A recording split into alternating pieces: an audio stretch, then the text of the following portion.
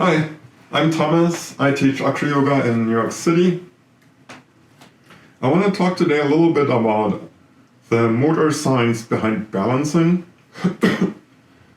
I observe in class that sometimes there are new students.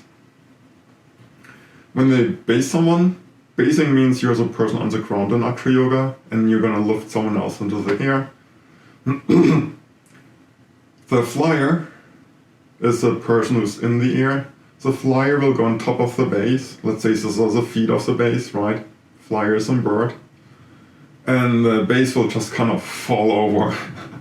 Like there's no trying to struggle to maintain the balance, or there's like no attempt to like recover. They just kind of fall over.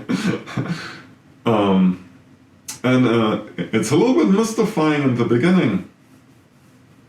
But there's actually a pretty easy potential fix to it, and it's almost like a light switch. It's once you understand about how balance works, you might realize it might explain to you the problem, and you can just address it once you know about it.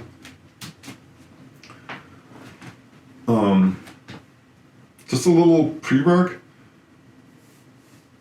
So sometimes there's like another issue. I want to talk about this first. Sometimes doing acroyoga is completely overwhelming for people.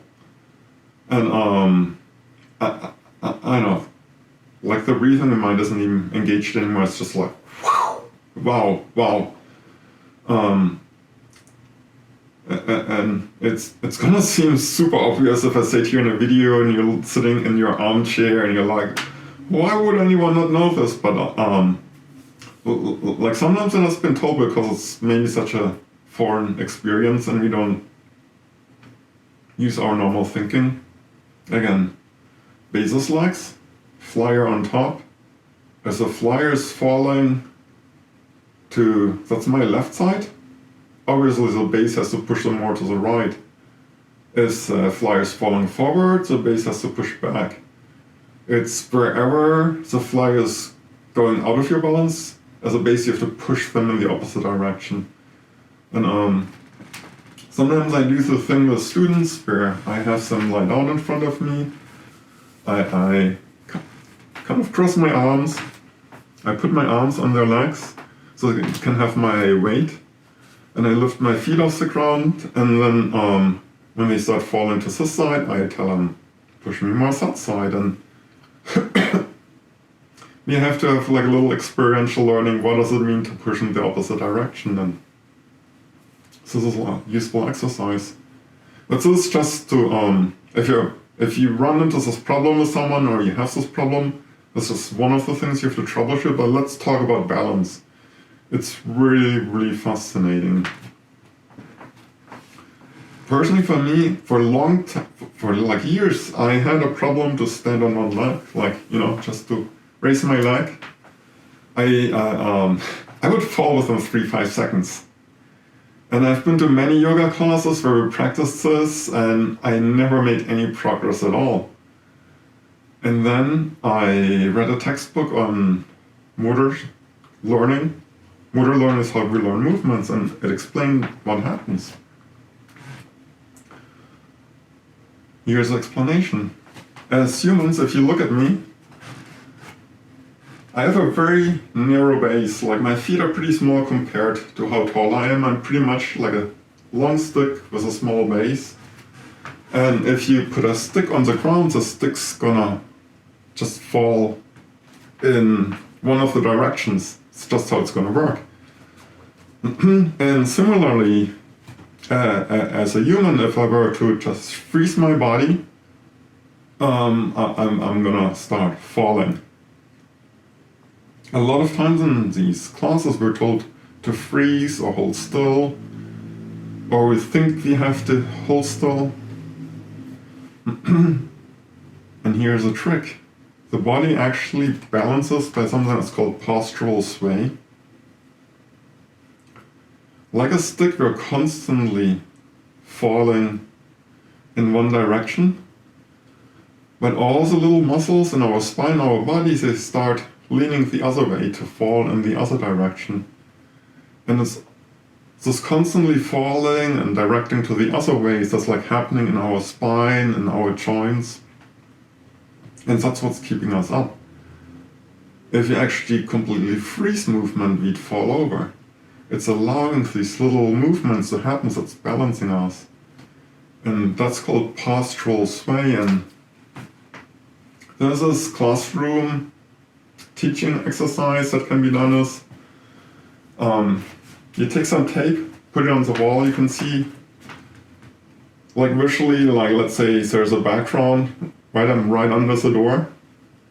And if you were to look really closely, I can't hold my body still, I'm constantly shifting a little bit. And if you try it out with yourself, like go to like a door and see if you can hold still, you can't hold still. That's how the body works.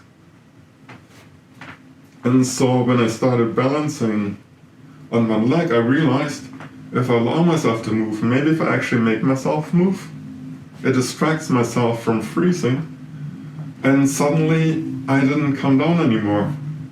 Obviously, as you get better, the amount of movements that you have to do becomes small and small, and it may appear like you're holding still, but it's really, I'm only staying here, and I'm still here. I'm only here because I allow all of these little movements to happen and I don't interfere. And I think a similar thing happens to the students that do acroyoga, where they're basing and they just kind of fall over. They probably think about freezing their movement, and that's what keeps them from balancing, and they just fall over like a stick. To actually keep someone up, what I found helpful is you have to allow a little shifting to happen. Especially if you have a beginning flyer, is a beginning flyer a little wiggly? And if they wiggle, like let's say I wiggle a little bit this way, and as a base I feel like I'm being pushed there, and like if I overreact, it causes them to freak out, and then they move again, and then I freak out about their next move. We're going to get into a little physics here. If we were in outer space right now with zero gravity, if I move my arm out, an equal amount my body would move to the left as my arm goes that way. In space, if you have nothing to hold onto, you can't really move away from your spot. It's like anytime you move one thing one way, the other thing moves the other way. And flyers on your feet are kind of similar. If they make a jerky movement this way with their arm, their hip makes a jerky movement in the other direction. And their center of gravity never shifted. So the base, if I react to the move, I'm gonna make them shift their center of gravity. If I don't react to it and I let them push my feet a little out, their center of gravity stays in the same spot.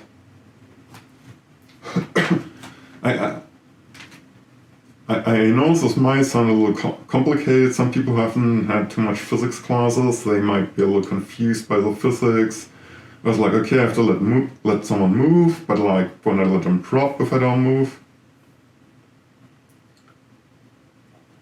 I'm gonna boil it down to like a very simple thing. If you're a base and you fall over like a stick, the first thing you wanna check is, did I even try to fight in the other direction?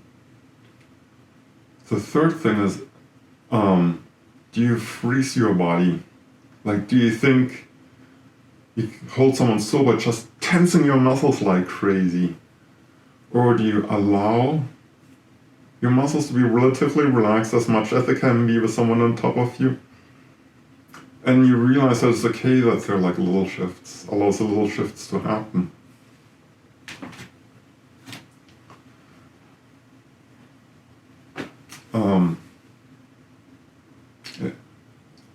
I know not everyone learns very intellectually, but like understanding that you have postural sway, and understanding that there will be postural sway when basing someone, just understanding that knowledge of how things work is going to change how you're going to move. And I hope this is a big takeaway you take from this.